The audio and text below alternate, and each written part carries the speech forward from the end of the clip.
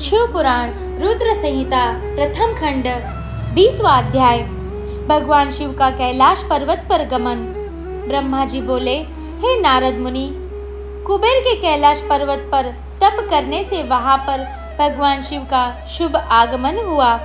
कुबेर को वर देने वाले विश्वेश्वर शिव जब निधिपति होने पर वर देकर अंतर्धान हो गए, तब उनके मन में विचार आया कि मैं अपने रुद्र रूप में, जिसका जन्म ब्रह्मा जी के ललाट से हुआ है और जो संहारक है, कैलाश पर्वत पर निवास करूंगा। शिव की इच्छा से कैलाश जाने के इच्छुक रुद्रदेव ने बड़े जोर जोर से अपना डमरू बजाना शुरू कर दिया। वह ध्वनि उत्साह बढ़ाने वाली थी।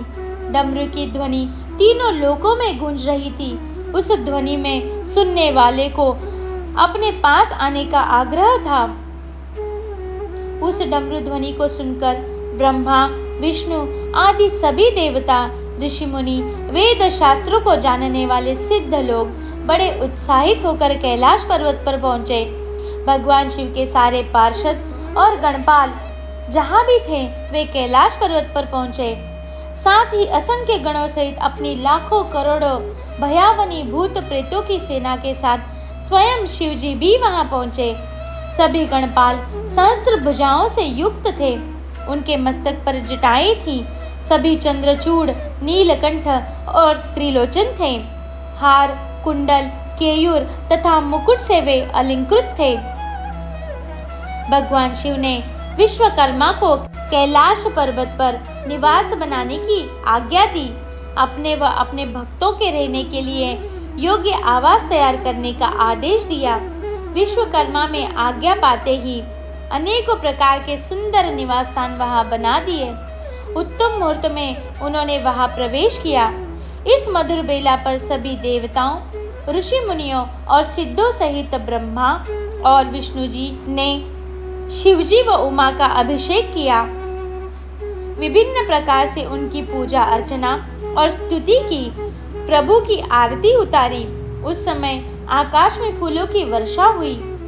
इस समय चारों ओर भगवान शिव तथा देवी उमा की जय जयकार हो रही थी। सभी की स्तुति से प्रसन्न होकर भगवान शिव ने उनकी इच्छा के अनुसार वरदान दिया तथा उन्हें अभिष्ट और मनोवांछित वस्तुएं भेंट दी।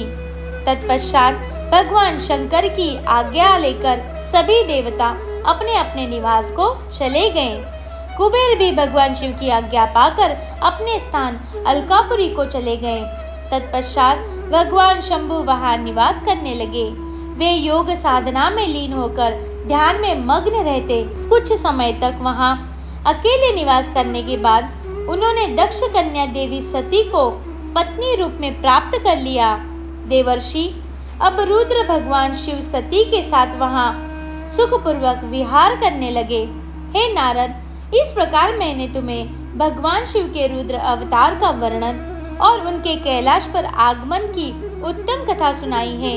तुम्हें शिव जी व कुबेर की मित्रता और भगवान शिव की विभिन्न लीलाओं के विषय में बताया है। उनकी भक्ति तीनों लोकों का सुख प्रदान करने वाली तथा मनोवांछित फलों को देने वाली है। इस लोक में ही नहीं, परलोक में भी सद्गति प्राप्त होती है। इस कथा को जो भी मनुष्य एकाग्र होकर सुनता या पढ़ता है, वह इस लोक में सुख और भोगों को पाकर मोक्ष को प्राप्त होता है। नारद जी ने ब्रह्मा जी का धन्यवाद किया और उनकी स्तुति की। वे बोले कि प्रभु, आपने मुझे इस अमृत कथा को सुनाया है। आप महाज्ञानी हैं। आप सभी की इच्छाओं को पूर्ण करते हैं। मैं आभारी हूँ। शिव चरित्र जैसा श्रेष्ठ ज्ञान आपने मुझे दिया है। हे प्रभु, मैं आपको बारंबार नमन करता हूँ। श्री रुद्र संहिता संपूर्ण।